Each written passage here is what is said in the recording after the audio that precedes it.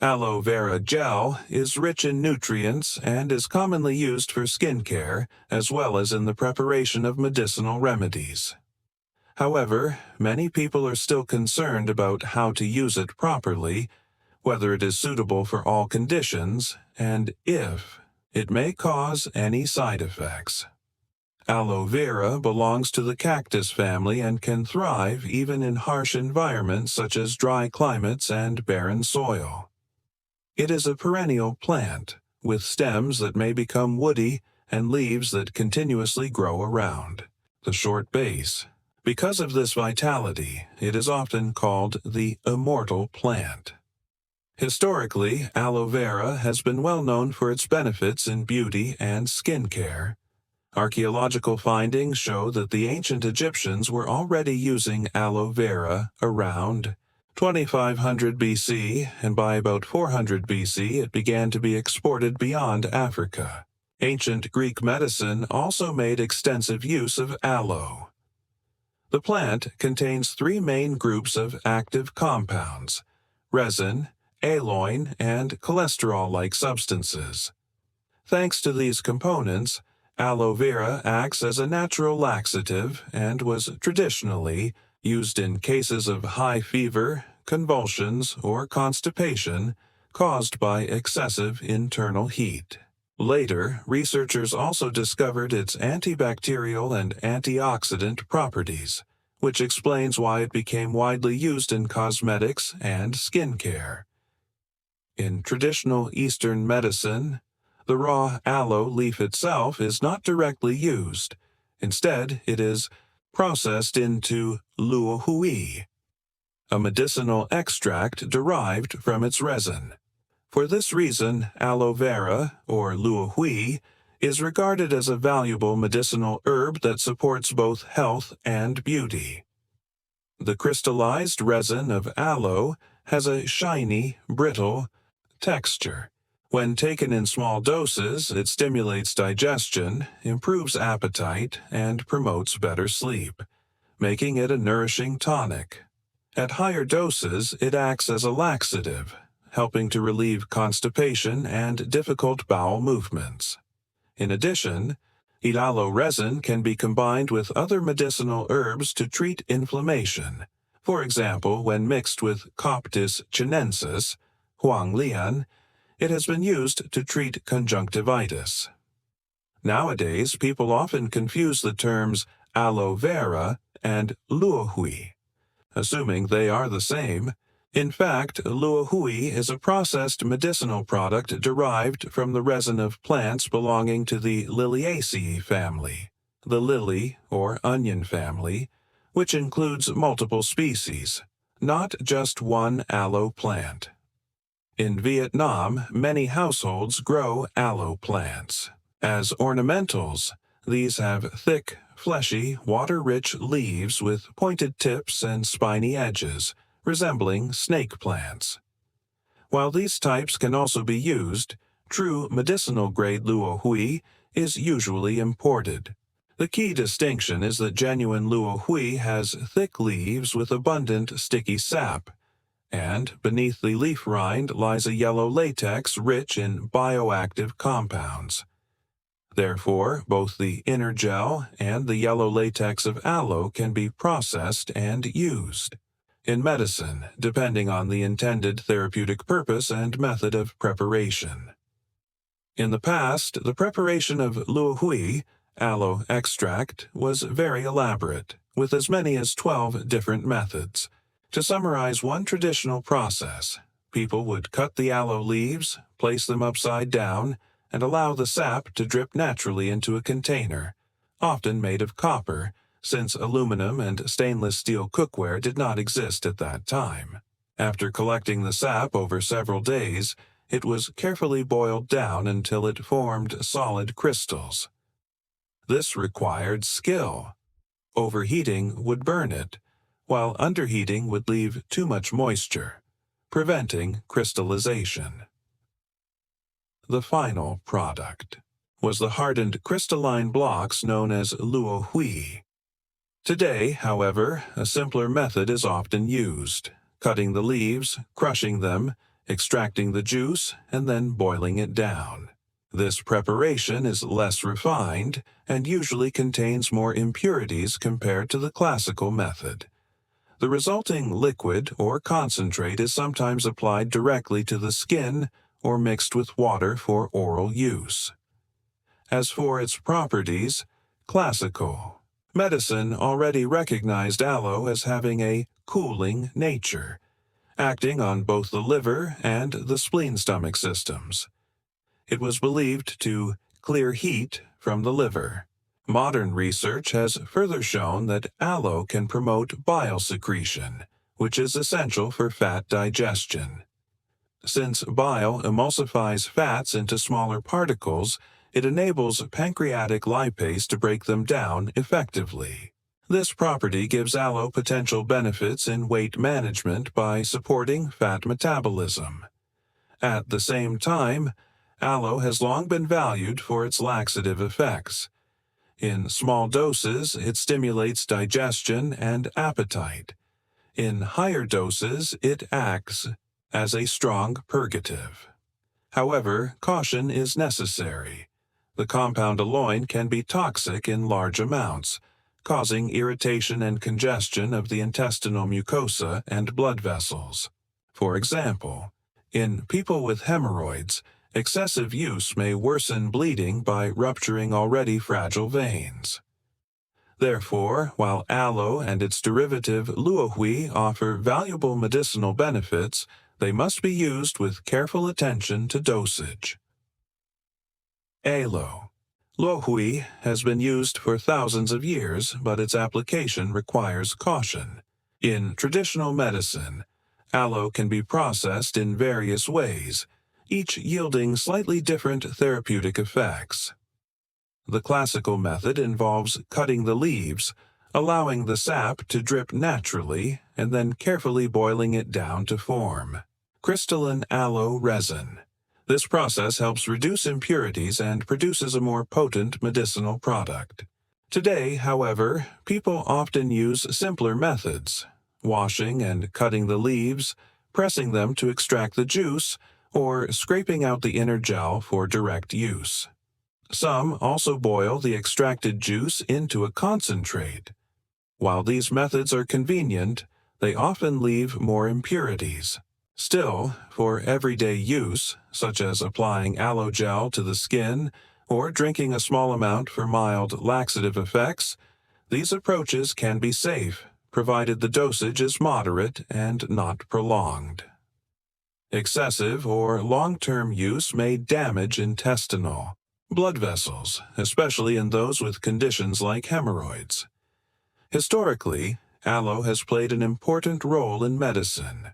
Its use dates back over 6,000 years to ancient Egypt, where it was carved into stone reliefs.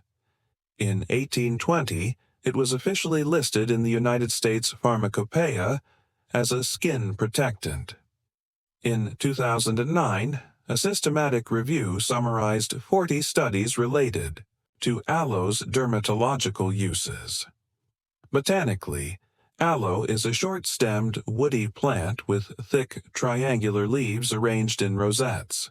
Each leaf is 30 to 50 cm long, 5 to 10 cm wide, and 1 to 2 cm thick, with serrated edges and a tough texture.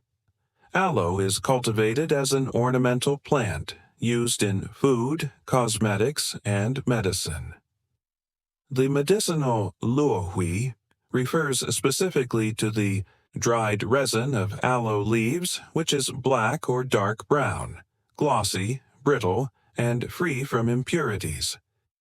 Chemically, aloe contains anthraquinone glycosides, mainly aloin, as well as amino acids, vitamins B1, B2, B5, B6, B12, folic acid, and trace minerals such as sodium, potassium, calcium, and phosphorus. In traditional Chinese medicine, aloe is considered bitter and cold in nature, entering the liver, spleen, stomach, and large intestine meridians. Its main functions include relieving constipation, clearing heat, detoxifying the liver, and acting as an antiseptic. Clinically, it has been used as a purgative in the treatment of constipation, gastric ulcers, skin wounds, and inflammatory conditions. Aloe, luohui, has been used both as food and medicine, but its dosage must be carefully controlled. In traditional applications, for digestive support and improving appetite, 0.01, 0.003 g per dose.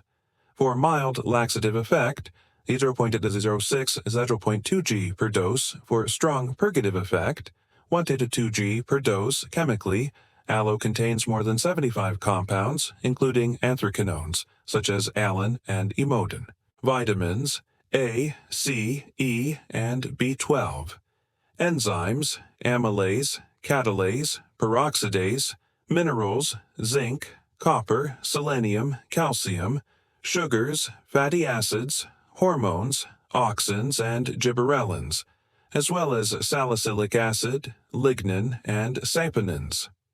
Among these, anthraquinones, aloin, and emodin are particularly important.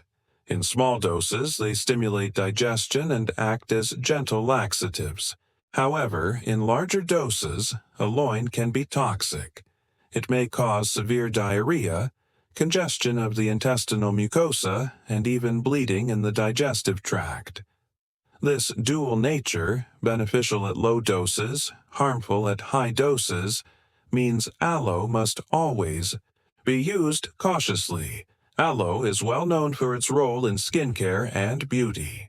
It is also used for cooling and detoxifying the body.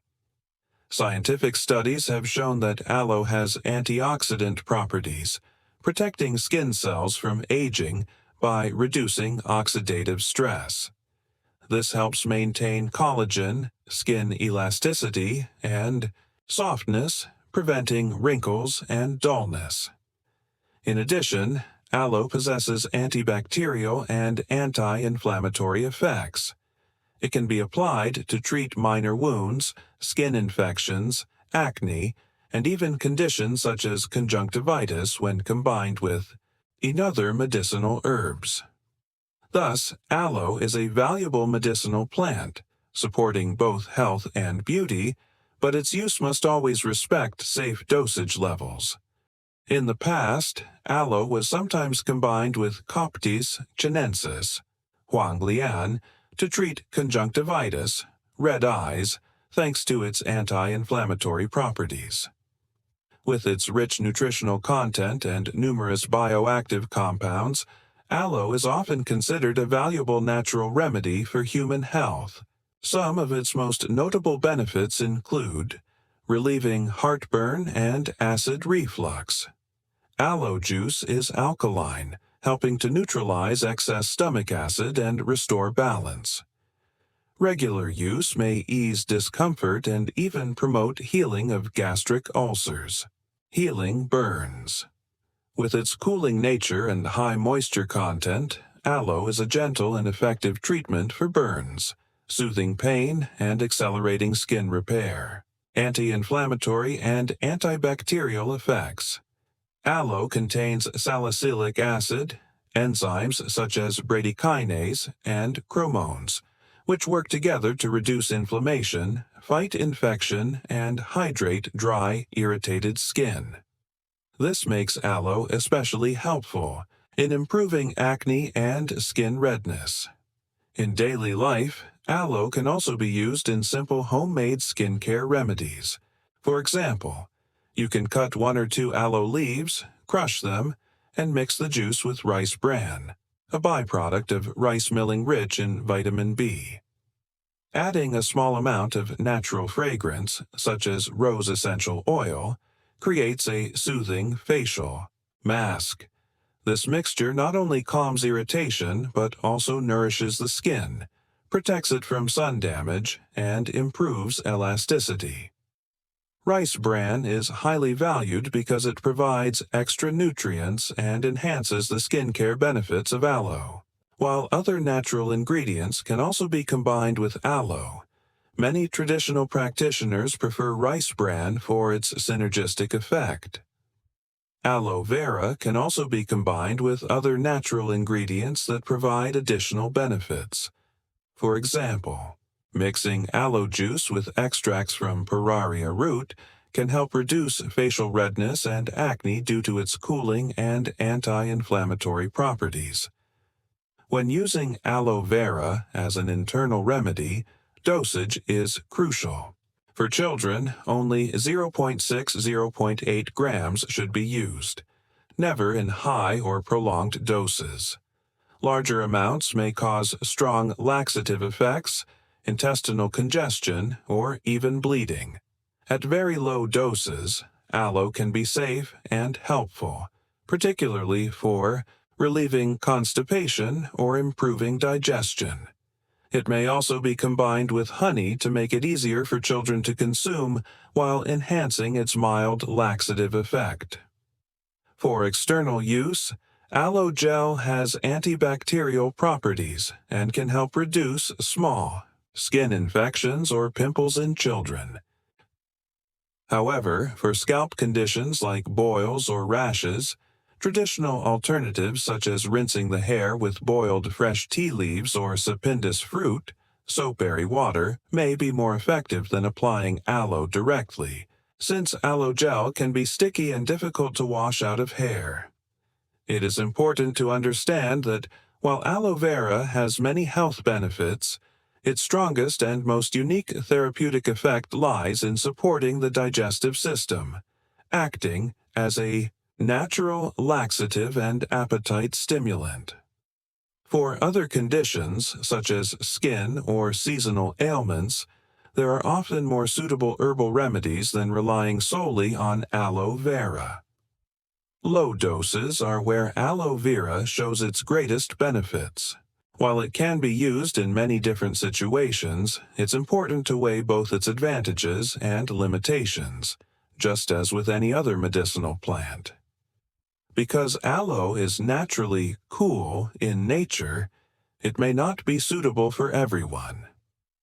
For example, people who are sensitive to cold foods and easily develop diarrhea should avoid aloe. Children with constipation can use aloe in very small doses, but higher amounts may cause intestinal congestion or bleeding. Pregnant women should not use aloe, as its stimulating effects on the intestines could trigger complications. Despite these cautions, aloe vera is rich in nutrients, supports detoxification, and has cooling properties that can benefit overall health. However, once processed, the gel can become slimy and bitter. To reduce bitterness when preparing fresh aloe for food or drink, follow these steps. Prepare a salt lemon soak. Mix a bowl of diluted salt water with a little lemon juice. Do not use too much, or the aloe will absorb excess salt and sourness. Peel and dice. Remove the thick green skin, cut the clear flesh into small cubes, and soak in the salt lemon water for 15 to 20 minutes. Rinse thoroughly. Drain and rinse the cubes several times under clean water to remove any sticky resin and lingering bitterness. Blanch quickly. Bring water to a full boil. Then add the aloe cubes, stir briefly, and immediately drain. Plunge the aloe into cold or iced water to maintain a crisp texture. This process removes bitterness and improves the flavor and texture of aloe for culinary use. Medicinally, aloe vera does have antibacterial properties, so gargling with warm water mixed with aloe extract can help with minor mouth or throat irritation. Still, other herbs may be more effective depending on the condition. For instance, asarum, Shin, is considered better for toothaches and oral pain, while Coptis chinensis, Huanglian, combined with asarum is more effective for gum inflammation than aloe alone. In summary, aloe vera offers many benefits, especially for digestive health and mild external applications, but it is not always the strongest choice for every condition. Its best use remains as a gentle natural laxative and digestive aid when used properly and in moderation. Naturally, this raises the question, how can we make the best use of the values that aloe vera offers? To use aloe effectively, we should first recognize its strengths. In traditional medicine, aloe is classified as having a cool nature. It primarily acts on the liver, spleen, and stomach meridians, making it most beneficial for conditions related to these organs. Secondly, aloe contains aloan, a compound that can stimulate digestion. However, the downside is that in excessive amounts, aloin can cause intestinal congestion and bleeding. This is why dosage is critical. Too much can turn a remedy into a risk. Thirdly, when purchasing aloe, it's important to verify its quality. True medicinal aloe, often called aloes, should appear as dark brown, brittle crystals that break easily. If the material looks different, it may not be genuine aloe extract. As for its applications, aloe is particularly valuable as a natural laxative. For people with digestive issues such as poor appetite, stomach problems, or constipation, aloe, when used in small doses, can stimulate digestion, improve appetite, and strengthen the immune system. In cases where constipation results from excess heat and dryness in the intestines, aloe can be especially effective. However, for those with sensitive digestion who are prone to diarrhea, aloe should be avoided, as it can worsen their condition. Summary. Aloe vera is a beneficial medicinal plant when used correctly and in moderation, especially for digestive health. Yet, careful attention to dosage, preparation, and individual constitution is essential to ensure safety and effectiveness.